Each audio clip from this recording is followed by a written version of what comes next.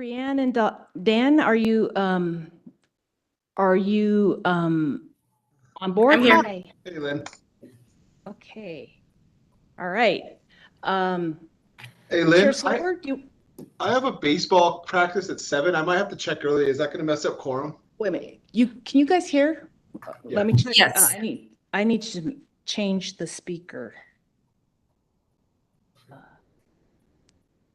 Okay, try again. I was saying I have a baseball practice at 7. Am I going to mess up quorum if I have to kick out a little early? Speaker, Extron Media.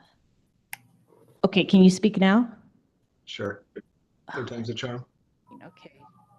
I have a baseball practice at 7. I might have to check out a little early. Am I going to mess up the quorum? Keep talking. No.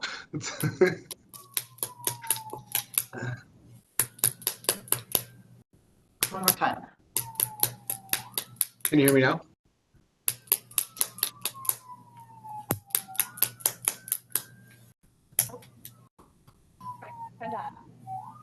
Can you hear me now? We can hear you now. Great. Cool. I was just saying I have a baseball practice at 7. I might have to kick out a little early. Am I going to mess up the quorum? Do we only have 4 people on? Yes, we only have 4 people. Okay. Is that what you're expecting?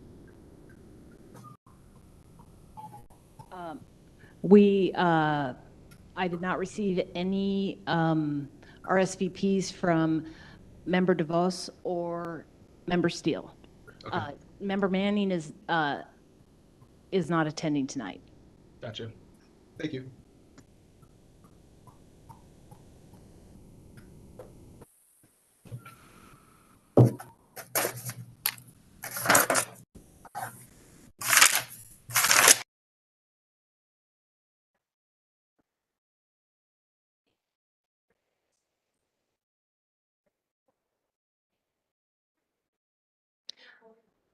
Hold on. Dan, Member Salty, can you hear that? Okay. Yeah, you're good.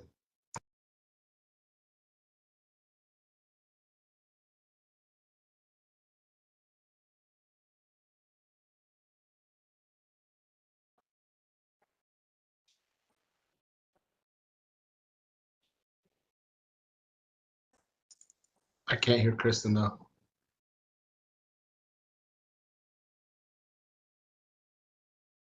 We can't hear anything.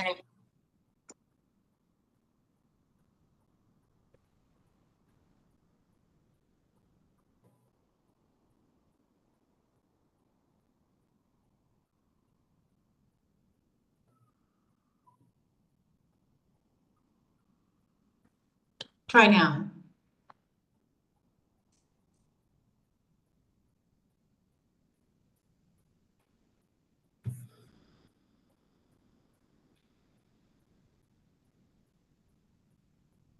But Dan, you can hear me, right?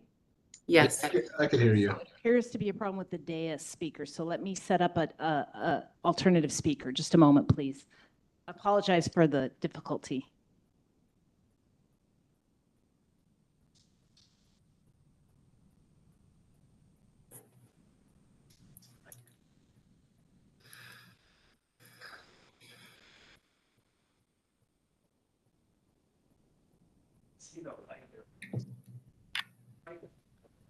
It's red, should be green. Hello, hello. We heard that. Yeah. All right. Okay. I want to welcome everybody to the February 19th, 2025 Historic Review Board meeting. Thank you for being here. Tonight, we are holding a public hearing regarding application number HDR-24-03, a request to install 9 solar panels on a not-in-period compatible home in the Willamette Historic District. This is a quasi-judicial decision. Unlike in legislative hearings where personal opinion may come into play, quasi-judicial rulings must be grounded in the relevant code. The hearing will proceed as follows. After the preliminary legal matters, staff will make a presentation followed by the applicant. Then there will be an opportunity for public comment regarding this petition. Finally, there will be time for a rebuttal by the applicant. The applicant will have 20 minutes initially, plus 10 minutes for rebuttal. Any members of the audience that wish to speak must complete a sign-in testimony form and turn it in to staff in order to testify. Board members may ask questions of the applicant, staff, or anyone else who testifies. I now call to order the public hearing. I will ask council to cover the preliminary legal matters. Thank you, Chair. The applicant has the burden of providing that can you hear me still? Okay, perfect. That the petition is consistent with the provisions of West Linn Community Development Code, chapters 25 and 99. The criteria that apply to this decision are listed in the staff report. These are the criteria the Historic Review Board must use in reaching a decision. As the Historic Review Board is sitting quasi-judicially, any testimony, argument, or evidence that speakers give the Historic Review Board must be directed at the applicable criteria or other criteria in the comprehensive plan or other land use regulations that you believe apply to the decision. Please describe how your comments relate to the criteria. If your testimony would be repetitious, but you would like the opportunity to appeal the decision, you must sign the sign-in testimony form. Only those who have appeared before the Historic Review Board in person or in writing will have standing to appeal this item to the Planning Commission. Failure to raise an issue accompanied by statements or evidence sufficient to allow the board and the parties an opportunity to respond to the issue precludes appeal to the Planning Commission based on that issue. Prior to the conclusion of the first public hearing on an application, the applicant or anyone who takes part in the hearing may request a continuance or ask that the record be left open to present additional information. If there is such a request, the board will either continue a public hearing to a date certain or leave the record open for at least 7 days for additional written evidence, argument, or testimony. The failure of the applicant to raise constitutional or other issues relating to proposed conditions of approval with sufficient specificity to allow the city or its designee to respond to the issue precludes an action from damages in circuit court. Now, I ask the members of the Historic Review Board to disclose any ex parte contacts, conflicts of interest, or bias, including any site visits. Please indicate the nature and extent of the ex parte contact, bias, or conflict of interest, and indicate whether you intend to participate in or abstain from the hearing. So first, do any members of the Historic Review Board wish to declare a potential or actual conflict of interest or bias? I'd like to mention that I attended an August 2023 two-day seminar about historic preservation in Oregon City hosted by the state of Oregon. There was a presentation about the integration of solar panels into historic neighborhoods in Denver. It was favorable, and I will be unbiased in this decision. And you'll still be participating? I will be participating. Perfect. Thank you. Do any members of the Historic Review Board wish to report any site visits or ex parte contacts? Member Borgard? Do you have any? No. Okay. Can you refresh how to pronounce your last name? Oh, Bogard. Bogard. Okay, thank you. Member Salty, do you have any? No, Okay. none based on the project. Perfect. Does any member of the audience wish to challenge the jurisdiction of the Historic Review Board to hear this matter? Not sure if we have anyone online. Nope. No one online. Perfect. Does any member of the audience wish to challenge the impartiality of any member of the Historic Review Board? Okay. Chair, that concludes the legal matters. Thank you. Let's proceed to the staff presentation, please. Thank you. Give me 1 second to pull up presentation, then I'll pull this up here. My name's Aaron Goodell. I'm a planner here with City of West Linn. Thank you for having us. So tonight in front of you, HDR 2403 is a proposal from the owner of the home at 1852 4th Avenue to install 9 rooftop mounted solar panels on a not in period compatible home. These solar panels would face the front yard and the side yard, which is why it's in front of you here tonight. So just a couple of procedural requirements here. So this is being, you are the HRB is the approval authority here tonight, and we'll, possibly make a decision on this if it does get continued. But this is a hearing tonight to decide the application.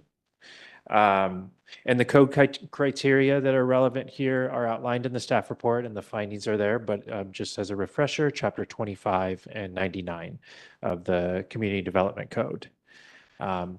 Just another requirement here, if this item was to be continued for any reason or delayed, the city is required by Oregon state law to have a final decision on the matter by April 17th, 2025, which gives us a little bit of room there, but hopefully we can get it done before then.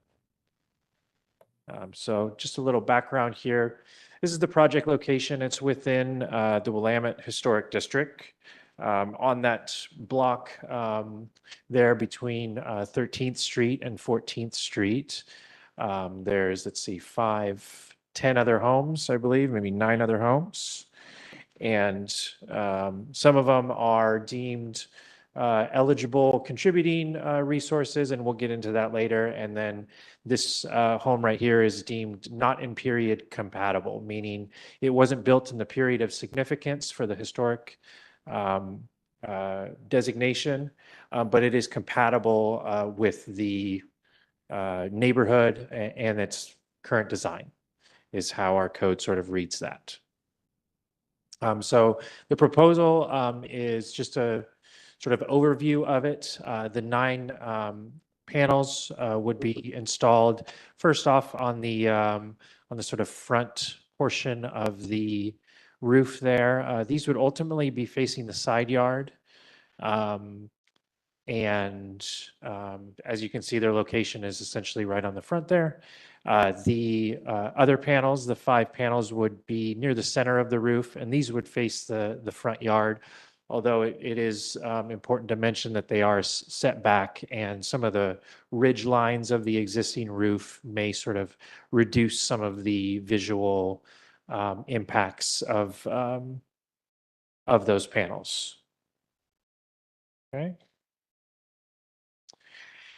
And some of the approval criteria that was mentioned in the staff report that may be important to sort of pay attention to is particularly our code allows for an exemption from this historic design review if these solar panels were proposed to be installed on the rear facing portion of the roof. And what I mean when I say that is essentially they would just need to get a building permit that would be reviewed by staff, and they could install their solar panels on the rear. Since they're proposing to do it on the front and the front facing roof and the side yard is why it requires this Class 2 design review, and why the HRB here will be deciding the application. So that's the code section 25.040 allows for this exemption, and this, as I just stated, does not meet that exemption, which therefore means it has to go through this Class 2 review. Another section that may be of importance, can be found on staff finding 8 in the staff report. There's a finding that our code does not allow for alterations which do not have a historical base or create a false sense of historical development. So if you were to read the finding on finding 8 of the staff report, you could sort of learn more as how that finding was interpreted here at the city, how staff interpreted that. And then the third code section is 25.060A5, which speaks to the compatibility with historic materials and features and size and scale. This home, because it's a not in period home, there are no historic features on this home. However, it is a compatible home in the district. So there is a little bit of gray area there that the HRB will have to wrestle with tonight, determining if this complies or not. So just some images here of the existing conditions on the home. This is the rear yard or the rear facing roof of the existing home. As you can see, there's some dormer windows, some ventilations, other sort of restrictions on this roof, which the applicant is here tonight, and I'm sure will speak to how this was one of the reasons for proposing the solar panels on the front portions of the roof. Number one, I think for sunlight, and then number two, there's just more available space on the front portions of the roof. So this is the rear, and then we have the front, which is where they're proposing to install these. So as you can see, most of the front is has space available for these installments, or more space available, I should say. There. Okay.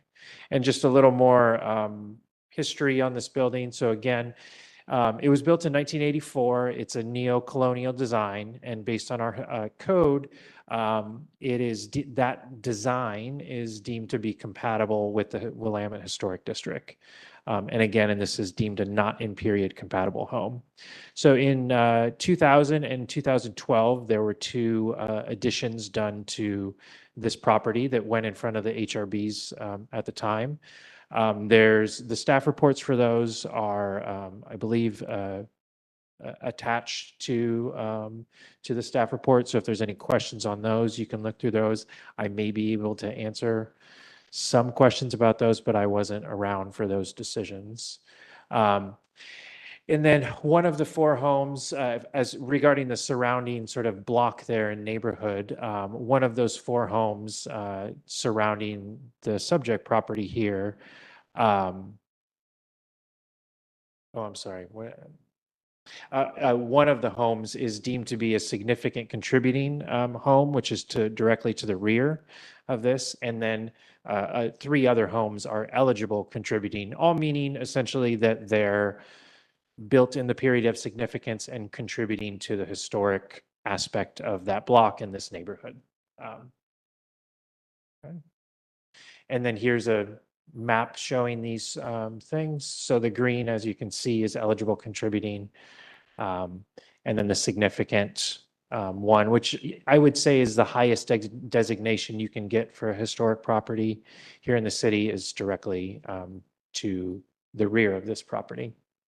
So just as we sort of conclude here, so no public comments were officially submitted here. Again, the final decision can come as late as April 17th. And I'm sure you'll have some questions, and I'm happy to answer any for you on the application or some of the findings that were made. The applicant is here tonight to answer any of your questions as well. So I'll leave it to you, Chair Solberg. Thank you.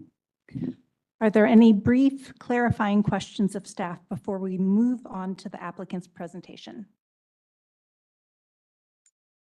Is there a site plan with a north arrow on it?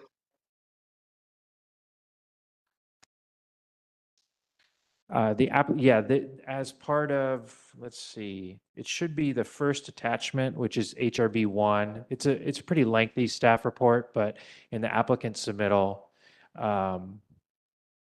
there should be a site plan there. The image that I showed on the PowerPoint with the roof, with the 5 panels in the middle. Yeah, thank you, Lynn. Yeah, it's front facing east. Front facing is north. I'm sorry, is south. Front South. facing is south. Okay, thank you. Yes.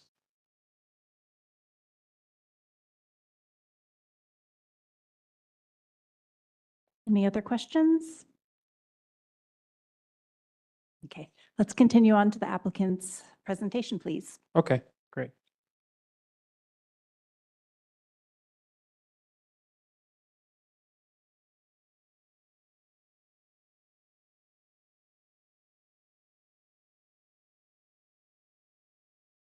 Good evening. Can you hear me?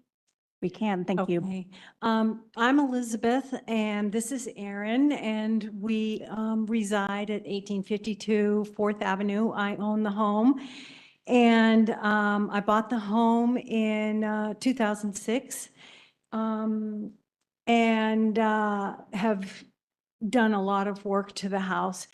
A major street tree came down last summer that completely shaded our yard. And when the tree came down, we started to get approached by some people who were interested in solar on our house. And once we heard the benefit for us, we're retired, and the cost savings and the ease of having the energy collected and banked with PGE and come back to us, it just seemed like for retired people, a really good thing to do. But I am also the president of the Westland Historical Society. So I do know the chapter 25, is it? 25, yeah.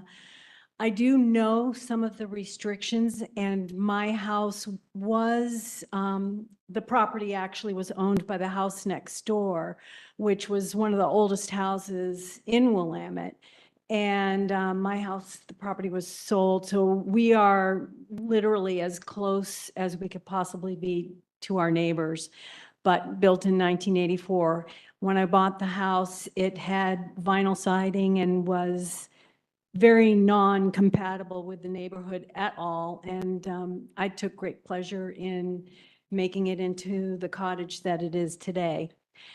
So that being said, when we discussed the design, I did talk to them about it being in the historic district, and the company Blue Raven is very familiar with historic districts and basically felt confident that that in the future that this is part of how we're going to have to blend our environment carefully to respect the old and allow us to be sustainable and creatively find ways to get energy at an affordable cost to everyone. So if you have any questions for me, I think that the staff did explain that there probably wasn't enough roof or sun exposure on the north side on the addition, because they came back actually with like 3 different designs, and this was where we would apparently get the most sun and the best impact for the project for what we're spending. So thank you. Thank you.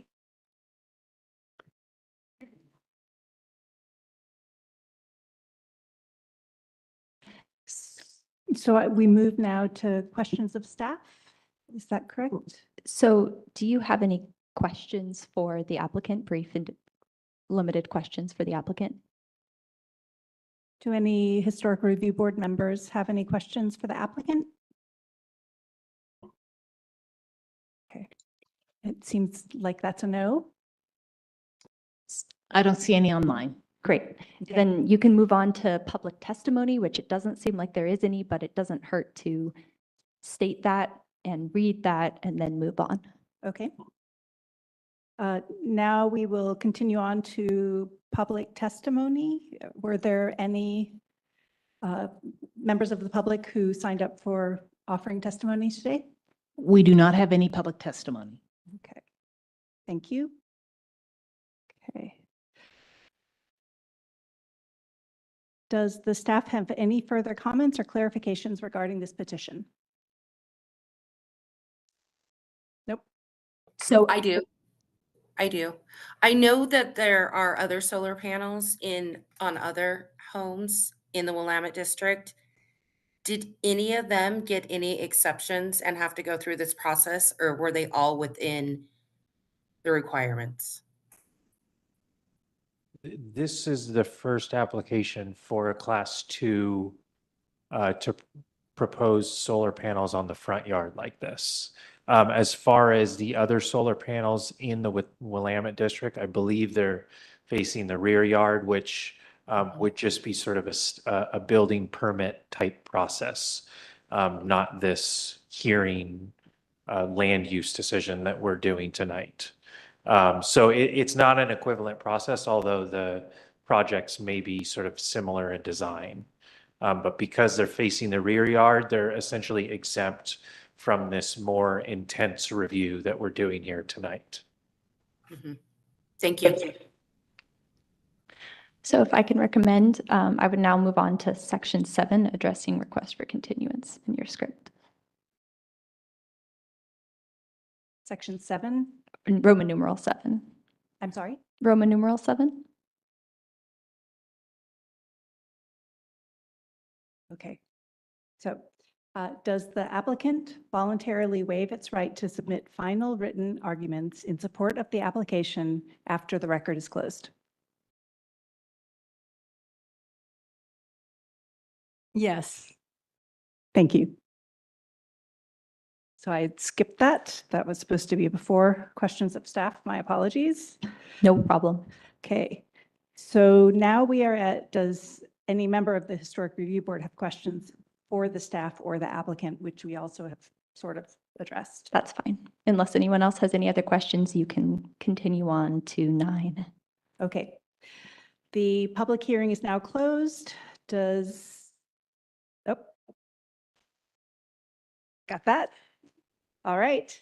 I think now we do have a discussion among the board members now.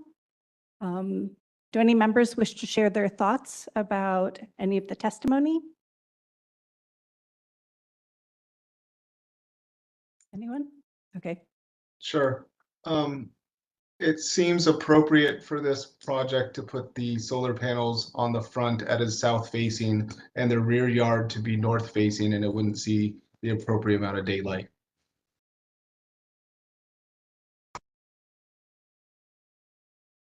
I'm sorry, could you, I didn't quite follow that. You think the application is appropriate? It's an appropriate approach for solar design as the front is facing south. Yeah. And the rear yard is facing north. It's just the proximity of the way their building is laid out.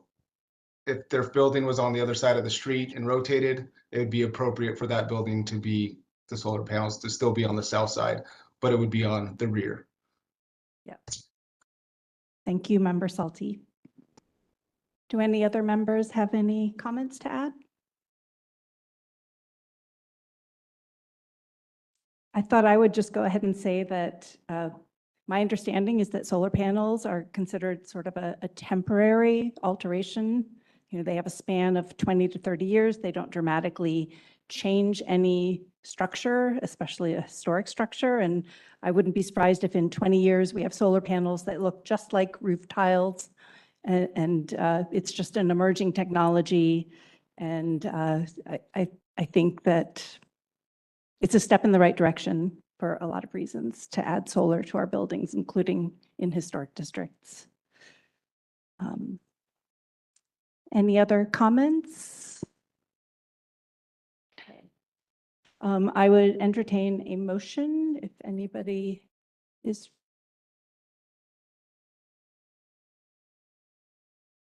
Anybody ready to entertain a motion, or would you like more discussion?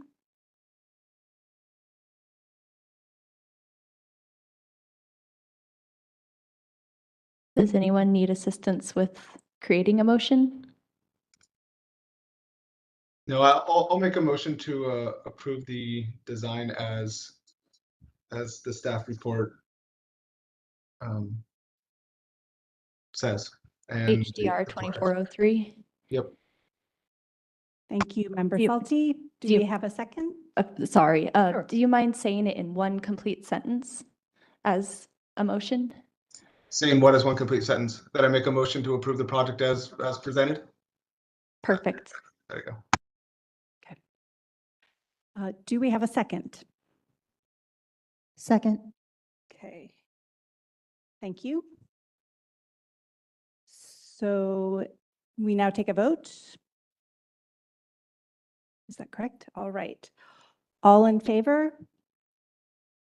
Do we do it all at once or are we called on individually? Let's call individually. Great. So, Member Salty, Yes. Member Borgard, Yes. Member Fleming, Yes. Chair Solberg. Yes. The motion passes. Okay. Thank you. All right. In conclusion, we would like to thank all who testified tonight. Your comments have been helpful. Thank you.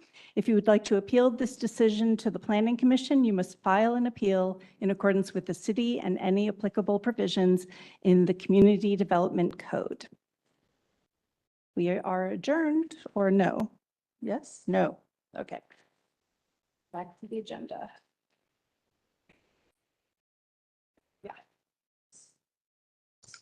Hey, Lynn, is the next one just for comments? Do number 3? Yeah. And 6, 3. Okay.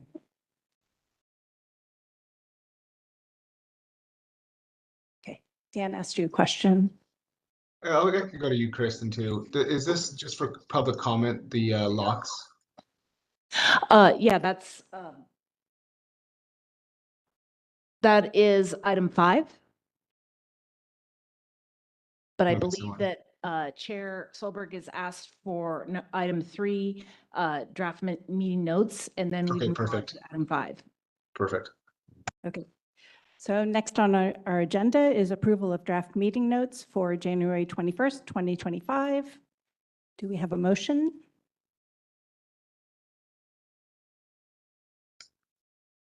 I'll motion to approve the draft meeting minutes. Is there a second? Second. Okay. That is the approval of the draft meeting notes for January's meeting. Is 5 next? All in favor? Oh, Aye. aye. Okay. Okay. Motion passes unanimously. Thank you. Great. Is 5 next for us?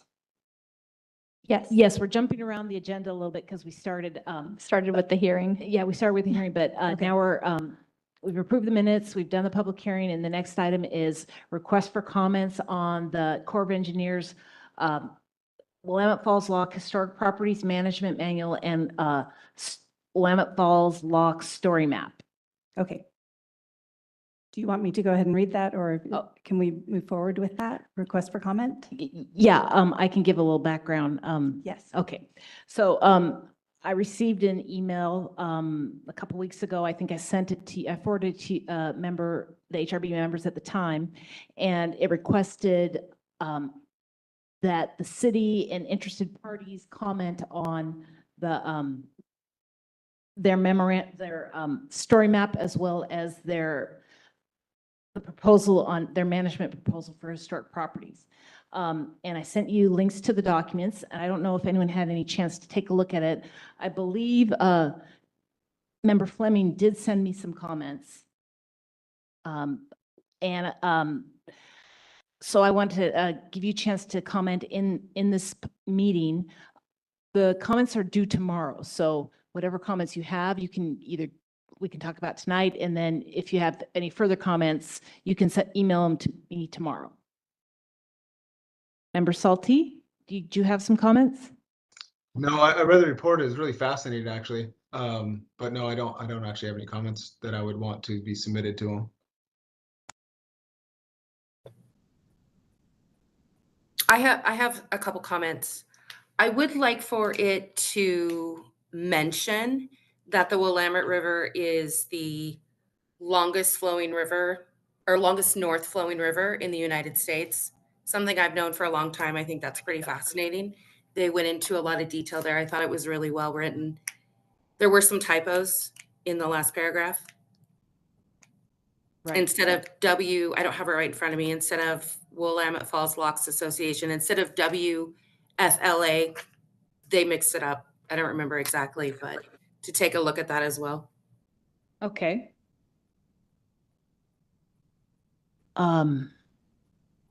Chair Solberg, do you have any comments? I don't think so. Okay. Member Fleming, what, you had a couple comments about archaeology acknowledgements.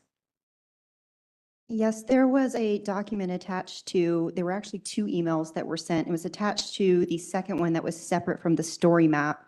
It's titled the Archaeological and Human Remains Inadvertent Discovery Plan, IDP. I do have some clarifying questions that I would like to make sure are addressed in regards to this document. There are some portions of it that appear to be incomplete, such as project managers, landowner agencies, SHPO case numbers, which could probably be added later.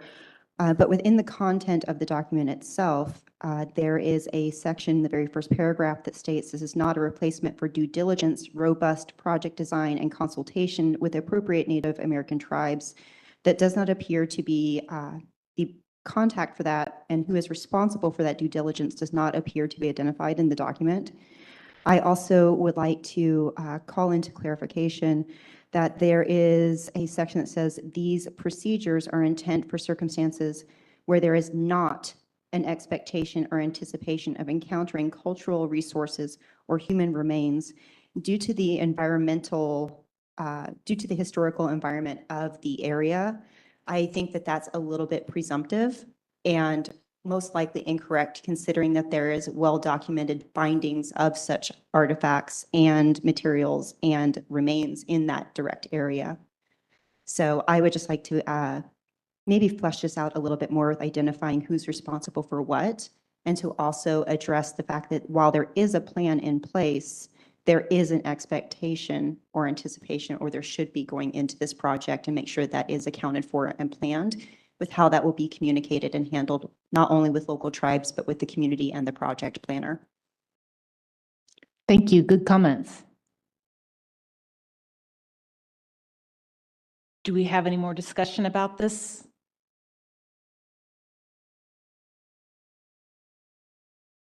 Okay, looks like we're good. Chair? Let's go ahead and move on to items of interest. Are there any comments that board members would like to bring up? Just in general?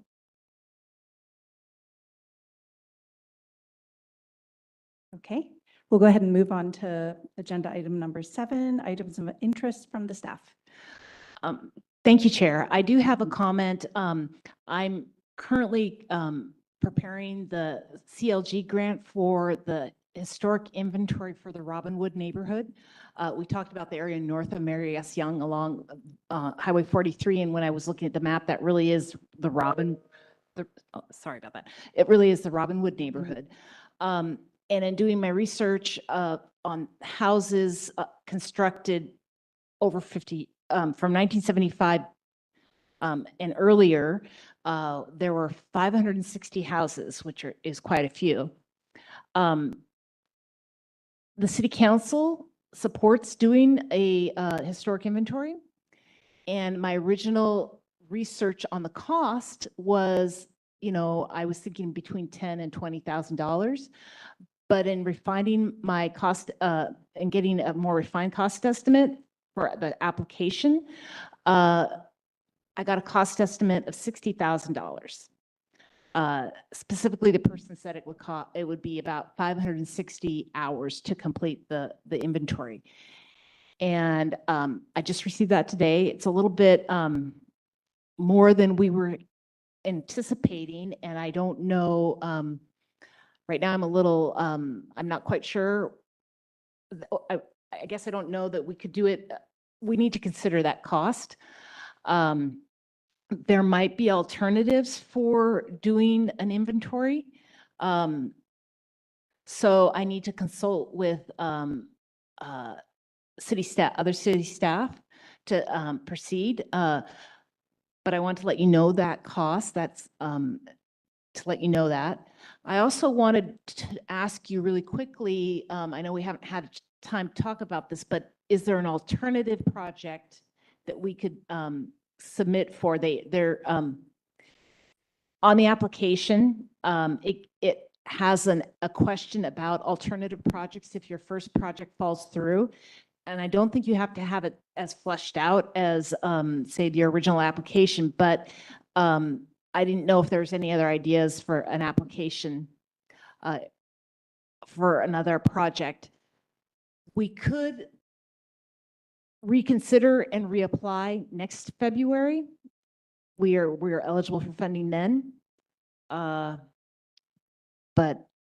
does anyone have any comments or questions or feedback for me? Do you think we should lower the date to lower the number of houses? Meaning you're at 1975, should we move the threshold to, 1960 or 1955? Instead of keeping with the 50-year mark? Member Salty, I thought about that, but I don't have any basis to lower to reduce the year, to go to a farther back year. Because we don't have a historic context for the neighborhood. We don't know what actual, when does mid-century modern end? I mean, I'm presuming that we're looking at houses that are historically significant for mid-century modern design. Yeah. We haven't fleshed out that context, and we don't know the time period that actually extends. And my one question to someone, to a historian, was, when does mid-century end? And she said, well, 1980 to be safe. And I'm like, well, that's not going the right direction. So yeah, so do we go back in years and just say something from 1960 earlier, or do we, streamline the property, the area, and just say a certain area with, those are the two options. But again, I also just found this out today, so I am going to ask SHPO their perspective. Can I We're- just add, Go ahead. is that all right? Go ahead. I would just note as well, I think in state law, 50 years is the minimum criteria to begin to categorize a building as historic. So I think that's probably why you were looking at 50 rather than some other year, right? Yeah, understood. I think, honestly, from an architectural standpoint, it's probably Robert Venturi's house that broke mid-century modernism. It's like 1964. What do you think, Kristen? Then we enter the postmodernism phase around 1970-ish. But I don't know. There might be a metric you could find. Maybe SHPO is the right answer. 1980 is too late. But it's a good comment. Maybe can we move this to the next agenda for the next meeting? We could, but the CLG Maybe grant run out of the is grant. Yeah. is due next Tuesday. Okay. And I will say that the Robinwood area was annexed into the city, I believe 1960. And with that annexation came a lot of development. So I don't know that if we went to 1970 that we would lose a lot of houses out of the inventory. Would pre-annexation be the correct route then? That seems like a historical date. We could do that, yeah, but I don't know that we would lose a lot. I would have to ask our GIS department to find out, how many houses it might go down to 300 houses, but that's still quite a few. I was wondering if we could limit it to the revisioning Highway 43 corridor, to pay attention to structures within that corridor. I think it was maybe 200 yards in either direction or something along that line, and how many we would get that way. We could definitely do that. That would bring the houses down, and there are some interesting houses along Highway 43 that I think the community would be interested in knowing the history of. So we could do that. And if that gets us way lower, we could maybe extend it to 400 yards on either side, or just to get us to within the budget. Okay, all right. So is it possible at a later date to come back and review the rest of the area? So basically we would split this into two projects. Or does it have to just basically be all or nothing?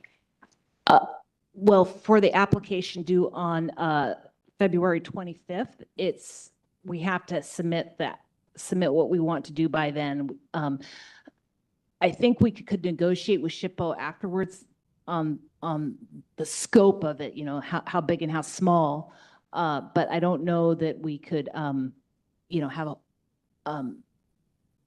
I don't know that they do allow us to list a separate project if this one fell through, but I don't know that they'd want us to go in knowing this project would fall through. So the alternative would be to just wait till next February to apply for, discuss a new project and apply next February is what I think would be the best option.